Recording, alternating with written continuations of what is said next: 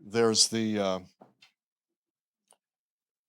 more conservative view that with regard to Revelation, the Urantia book is an epochal revelation, and really we don't need anything particularly to supplement that other than our interpretations of it.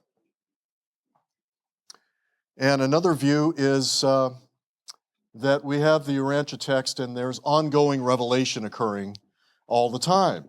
And this has been stated in various ways, thank you, throughout the weekend. And so now we can examine this. And I'm going to present some background material on the Lucifer rebellion to get us into this, because this is the issue which really in a way is occasioned the Urantia book to be presented in the way it was, is that our planet was a place of rebellion, not by the humans, but by the angels. And we discussed that yesterday, but I'm going to repeat it for those who are new today, and repeat it in a different way, so we can all sort of gather around this issue, this story. The way I'm doing this is to lead us up to the contemporary situation where within our community is a very interesting discussion about, well, what now? We have the Urantia text. Is there going to be anything new to be said by the celestials about this? So the majority of the Urantia community actually doesn't accept the idea that there's supplemental information coming to us at the moment, other than in our own hearts and our own spiritual lives for us personally, or perhaps when the Holy Spirit whispers to us to share something, that's an accepted practice. But there's a new practice which Jerry has represented for us on the previous panel, which is a practice of transmission of higher beings who are the authors of the Urantia book, but in addition to them, other beings who have come to the planet because of the current crisis on the planet, and to help us over the crisis, the abyss really that we're in right now, to kind of talk us through it and teach us through it. But also the contention is that they're teaching from the text. They're actually like professors who are teaching from a book, the textbook, the Urantia book, to us in classes and like in classrooms, which are mainly in homes where these transmissions have taken place. So we're going to get to that in the second part of this hour. I'm going to move through a number of slides that I believe are essential for understanding this contemporary situation, and which I would say are strategic because our current crisis is, in my view, upon us because of the Luciferian element in our history that we're now purging, and we're now overcoming the legacy of violence and warfare and misunderstanding and hatred, which has marked our history. And we talked about yesterday that that's not normal on a planet. You know, the planets that the Urantia book tells us about their history, culture. In fact, an entire chapter about a neighboring planet, about their governance. We learn that also is a rebellion planet, like our planet. We call them rebellion planets. And we are told that most planets, 99% of planets, do not have rebel angels. The angels don't rebel against God and deny the existence of deity. So it happens, and it can happen, and there's a reason why it happens, which is they have free will too. And sometimes, you know, even angelic and high angelic beings can go astray and to what we would call the dark side. They would think that was progress for them to come into this Luciferian teaching, which I'm now going to present. So the key questions here, I'll read from the slides so you don't have to worry about someone talking while you have to read it. I will read the slide to you. In our civilized world, how do we explain genocidal violence? What accounts for our unsustainable civilization? What underlies our drift toward economic collapse? Is this normal for a planet in our stage of evolution? Can the Urantia book's version of history provide answers? So a premise that I want to present, and now for the next hour, 45 minutes, is that there was an off-planet force, that these issues that we have are not just us and we alone created the issues we have today, but this was an off-planet aspect, and it's been present since prehistoric times. It's a primary source of our crisis. And the source of the difficulty, as I said, is an angelic rebellion. And this was led by the being named Lucifer that you hear about in the Bible, also in the Quran and other places, that was the angelic chief of our local area of inhabited planets. Along with his first assistant, someone named Satan, he rebelled against the galactic celestial government 200,000 years ago. The result on Earth is what we call a double default. The primary chief executive of our planet, who we'll meet in a second, also went over to the Lucifer rebellion. And here's some points, can't do them all here, but my hypothesis, and this is actually an area that I'm researching and writing, is that the fallen angels that resulted from this and their human collaborators covertly held power on the planet. And you get this in fundamentalist Christianity where they say, this is the devil's planet, right? And the devil is and you have to be saved out of our fallen sinful quality. Well, that's where really, in a way, the Urantia book states that we are fallen in a metaphorical sense, and that these fallen angels collaborated with the powers of this world.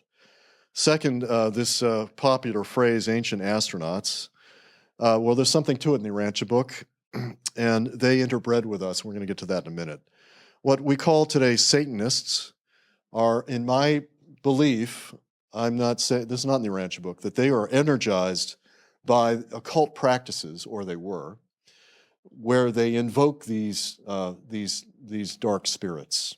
And, if you talk to people at the Vatican, they believe this, but there's a lot of other places where folks have experienced demon possession and where we know that there are Satanists who worship these demons. Those of us in this school of thought we're going to represent today, who we call the teaching mission, it's called the teaching mission, believe that the rebellion was adjudicated. There's this Lucifer rebellion that went on for thousands of years, and the status of this rebellion was not settled.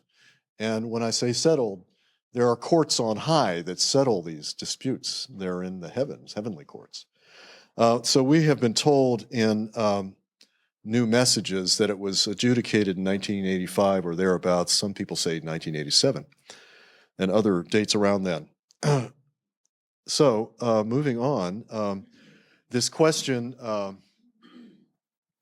was in the case called Gabriel versus Lucifer. We're talking about the angel Gabriel, Archangel Gabriel, in the Bible. And it is purported that high celestials, after this adjudication occurred, launched something called the correcting time, and later something called the teaching mission, which I mentioned, supplementary to the Urantia book, so that they could explain the news, this news, purported news. And they also told us that in the period of the Lucifer rebellion, when the status of the rebellion was not settled, they had to quarantine the planets that had fallen into the dark side, you might say. And there are 37 of these planets. They were given free rein, they being the rebels, free rein to preach and teach their propaganda until a certain point when everyone had a chance to make their decision. And then at that point, they quarantined those planets so that there was a contained area that could be worked on and treated and healed over time. So quickly, we're going to summarize the history of this rebellion. We're going to explain the double default. We're going to review the current status. And I'm going to introduce this what I call post-apocalyptical co-creative era. Just a quick review from yesterday. Why do we have to have all this revelation? And I'll just the first point here is important, that evolution, our evolutionary motion in time and space on the planet, is humanly driven with the grace of spiritual influences. But there are times when we need an intervention. And just like a parent intervenes with their child sometimes in a very strong way, there is times when revelation it's punctuating evolution.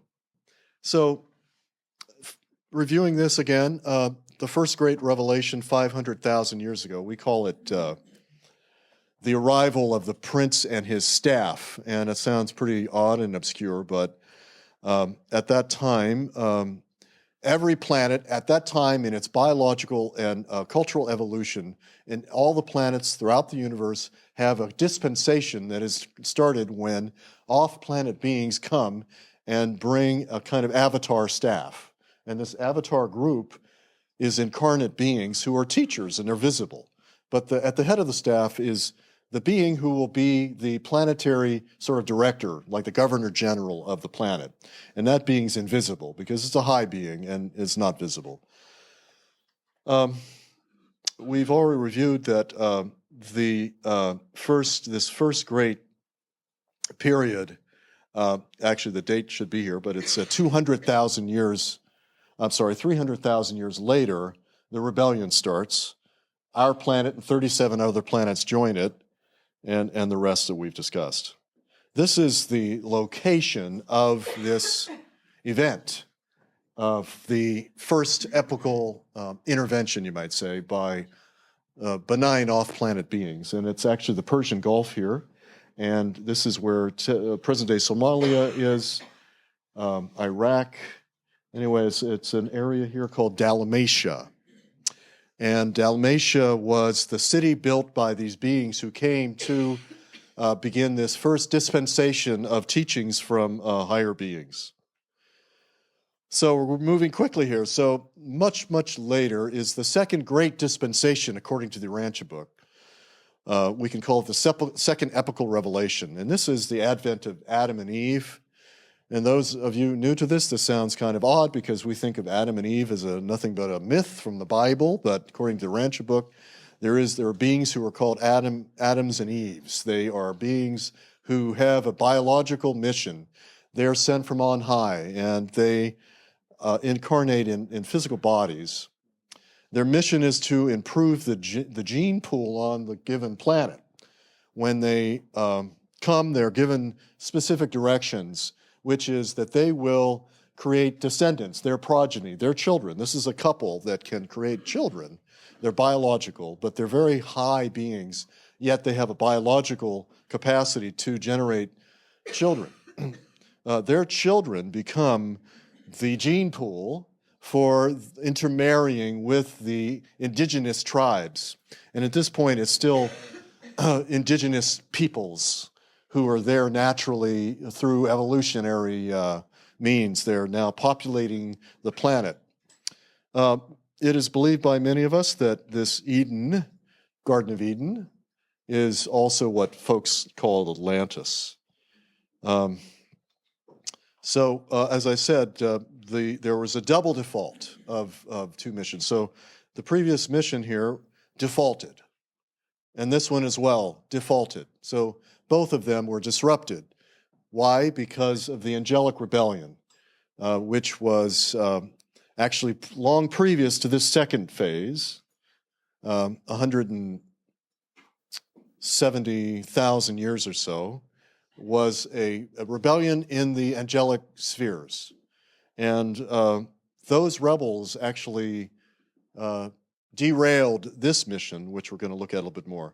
The third great revelation is the intervention, you might say, of another avatar-type being, and that's Melchizedek that we talked about yesterday in the era around 2000 BC when he initiated the group that became the Hebrews. Fourth, of course, was Jesus Christ of Nazareth incarnating here. Fifth, we believe, is the Urantia book. Doesn't mean there aren't other revelations, but the epoch-making revelations that create a new dispensation, we call them epochal. And then the claim now is there's a new epochal event that is also called the correcting time. That's the generic term for the entire new dispensation post-adjudication of the Lucifer rebellion is this thing called the correcting time, and some people identify it as 1111. That's a whole other story. And in this intervention, there are hundreds of celestials, actually many more, who transmit to us new teachings that are received. These are books that I've published about them, and we didn't get a chance to plug Jerry's book when he was on the panel. This is Jerry's book. It's called The Adventure of Being Human, and it contains transmitted teachings from Jesus, Christ Michael, and Mother Spirit. After this period of time called teaching mission is something called the Magisterial mission. We're going to talk about that a little bit, and then later we're going to present a special teaching from that later in the day at 4 p.m. or 3:30 p.m. So hang on for that. I'm going to just quickly go through. Don't miss it. I'm sorry? Don't miss it. And don't miss it. Jeff, who's one of the two presenters, along with Liz Craddy at 3:30. Please stay for that. It's very, very essential work. And again, those who are new, our super universe of the inhabited realms that we're part of is known as Uversa. This is a very big top-down picture, and this helps us to understand where this rebellion occurred. So the rebellion occurred in a local system. It's the third level down there, and you see how big the universe is according to the Urantia book. There's 7 trillion inhabited planets, and the first unit of organization of the planets is a local system of up to 1,000 inhabited planets. So the rebellion occurred in a local system.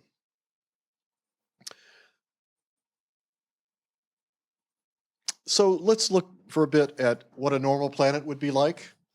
And in the first stage, as we discussed yesterday, there are beings who are kind of co-creator beings that carry life, actual created life in the form of single cell with DNA that is adapted to the planet that they're bringing it to its atmosphere, its soil, its temperature, and they plant it in the oceans and other places for it to evolve.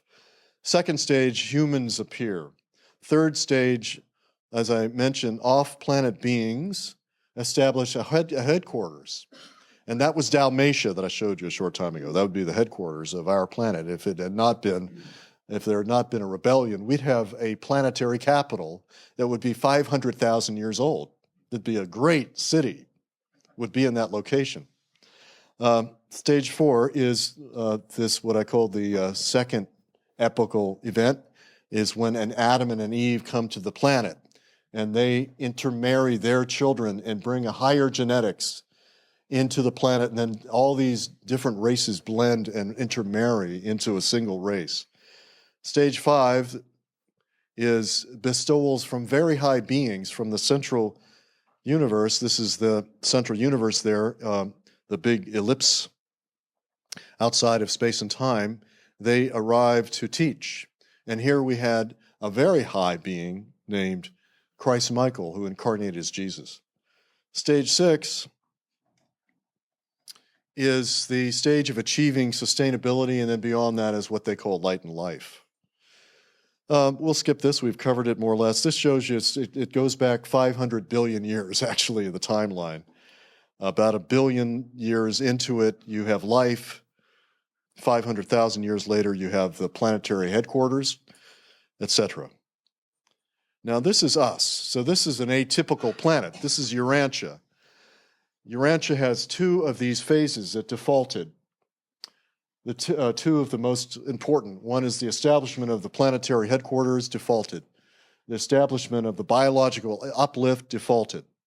And I found this image to represent this. This is some of the results you get when you have a rebellion planet. You get these elements that you can see.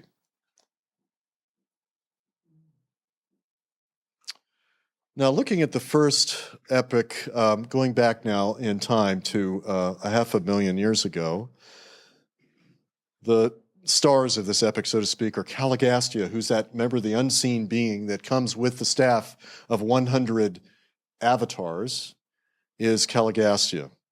And there's two others that we don't have much time to talk about them, but just keep those names in mind. And there's something called the Tree of Life. So we've discussed this first visitation. They are truth revealers, and they teach skills, basic fundamental skills, things as simple as plumbing and how to make bricks and language and numbers to the native inhabitants. This is just an artist's representation of this era. It's the era of the planetary prince. That's what this being is called. I want to ask you to have a look at the circle of names around it. Those are the leaders of the different departments, you might say, that were working under Caligastia. Again, this is the location. So here's this character, and I use this representation to give you the sense of this is a personal being, and he and his 100 Dalmatian staff members did establish a planetary headquarters that lasted for a very long time. By the way, those of you that are students of Zecharia Sitchin, his work is similar in that he says about 500,000 years ago, the Nibiru Anunnaki came around this time, and that they had a rebellion 200,000 years ago. He has the same timeline. It's amazing, but he has a different storyline. So these 100 ancient astronauts, you might call them, have bodies. They are given DNA transplanted from the indigenous humans, and they construct their bodies. This supermortal group lives by eating the leaves of the tree of life. I mean, this sounds like just a bunch of myth, doesn't it? But there's a tree they bring with them from higher realms, and it's their food that allows them immortality. Otherwise, they would die because they have human bodies. So the rebellion is led by Lucifer. Lucifer is the chief angel of the local system of planets, and in our case, there are 609, I think it was, planets that are inhabited in the local system of inhabited planets. He's the chief angel over them. And at that level in the angelic hierarchy, it is possible for an angel to kind of lose his head. And that's what Lucifer did. His teaching, his manifesto, his declaration of liberty is that God, the universal Father, does not really exist. So this is the origin of atheism, you might say. The idea of God is a myth that higher beings invented. And more to it. Caligastia, our local planetary leader, followed this teaching. Kind of hard to believe, but how is it that an angel can believe such a thing? They don't have the indwelling of God within them like humans do.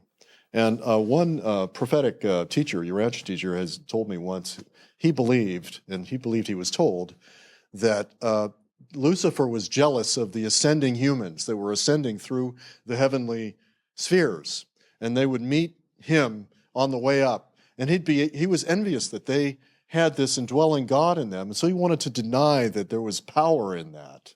And that's why he led the rebellion. It's an apocryphal idea. So this rebellion through the planetary circuits, it's like throwing a switch. They cut us off once everybody had a chance to make their decisions. And again, some of us believe that this quarantine was lifted in the mid-'80s. There's not time to talk about Van. I found this shot of Gandalf to represent him. We'll skip this as well. There's a great story about the human who opposed the rebellion, and he had immortality, this particular human, because he had access to the tree of life. there's an important element, which is that if you watch TV in the Ancient Astronauts program, there's this notion now everywhere that the Anunnaki, these off-planet beings, interbred with humans, and it's in myth all over the place that beings came from outside and interbred. And that in the Urantia book is called the Nodites, and this is my interpretation, and this is actually hinted at in the Bible about the land of Nod. And these beings were all around Dalmatia, not beings, but actual persons. And they migrated north to another area after there was an invasion by local tribes. And they created an area called Dilmun, which can be found here under the waters of the Persian Gulf. I'm going to skip some of this, but they procreated, and they were not supposed to, they being the rebels who were the avatars. So these avatars, these staff members who were in bodies, were also rebels, and they remained resident on the planet. And they procreated, and they created a new race on Urantia. Now, this is just, again, my personal hypothesis, is that the Nodites became the origin of the satanic lineages on the planet. Again, these are the Nephilim. You may know the term from the Bible. And the Tower of Babel story you might remember from Sunday school is a Nodite attempt to purify their racial legacy. These Nodites remained in the Mesopotamia and later became the Sumerians. We'll have to skip the Van group. This is the good guys in the story who had to flee to another area near the Caspian, and there's archaeological evidence of them. So Adam and Eve, we're going to have to spend a bit of time on them.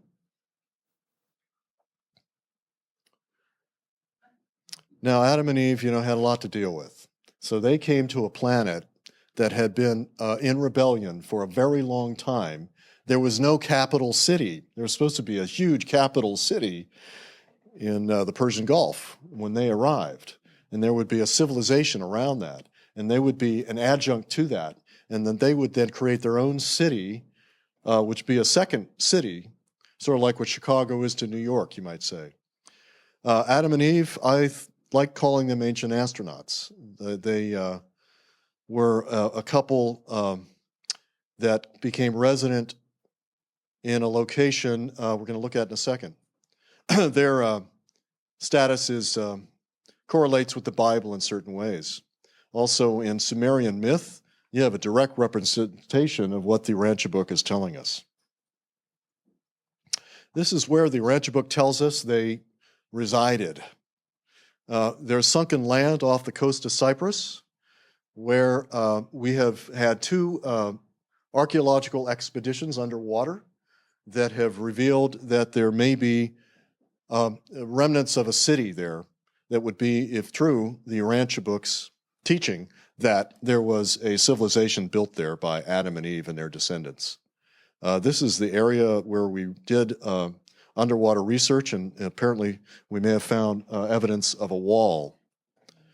And that's why some of us think of this as actually Atlantis.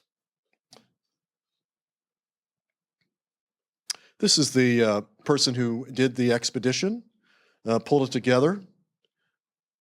And this is the boat and the captain, and they took this out to a location where the Urantia book told us to look, and put down this probe. There was a second expedition. The History Channel bought the rights to this story, and they did an expedition, 2006, and it was broadcast. And some of the findings are that there is something that turns a right angle underwater 1 mile down. Not very likely. This is the book that I published on that subject. Not available, though. It's out of print at the moment. And the book was endorsed, reviewed worldwide, and I just wanted you to know some of this evidence. You may know Colin Wilson's work about Atlantis. And Colin Wilson renounced his theory in this book and endorsed our theory. That's hardly ever happened. Now, in our presentation, we called it Atlantis, but it's behind the scenes, it's the Urantia's Eden. Finishing up, it is my belief, but it's open to discussion and sharing, is there are other beliefs that we're going to hear in a minute. And we believe, we being those who adhere to this idea, is that there's celestial contact supplementing the Urantia book. This is just a picture of some of us from the days back. It goes back to the 80s. This is an archive of transmissions of nearly 6,000 transcribed teachings from celestial beings, we believe. These are just names of these teachers. This shows you how many of these beings there are. Just in the A, L, and AM, there's so many of them, it's almost countless. These are personal teachers and teachers of groups of Urantia groups. And here's another really great archive that I think is a better archive. It's more searchable, dialogues.danel.org. And just to give you an idea of all of the topics that are covered by these celestial teachers, this is just in the A, C through AD. And in the G's, there's, Galactic Federation is covered. George Soros is talked about. This goes on for pages and pages of topics that they discuss. They even talk about spontaneous human combustion, all sorts of things. Because these are people, these are questions that are being addressed to these celestials that people have in these groups. Here's just another set of names, different names. At the bottom of this list, under the M's, is Monjoranson, who is an important high being, we believe.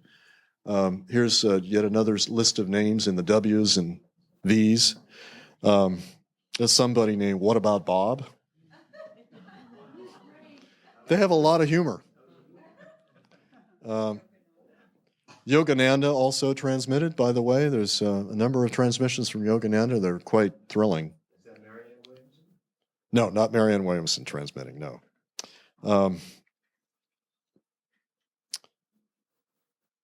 So the next mission, or current mission, some believe, I believe too, that it's called the Magisterial mission. And it is successive to the teaching mission, which was individual teachers teaching groups and individuals. And it began over 10 years ago with the introduction of this person named Monjoranson. He has different names, claiming that he will be the next avatar on the planet and that it would be in our lifetime. So this is lots at stake in this discussion. This is a representation of him that I found, actually, of Ascended Master, but I thought it was quite good. This is a new book I just put out that's part of his teachings about how to get sustainability. So I'm done with that part of the discussion.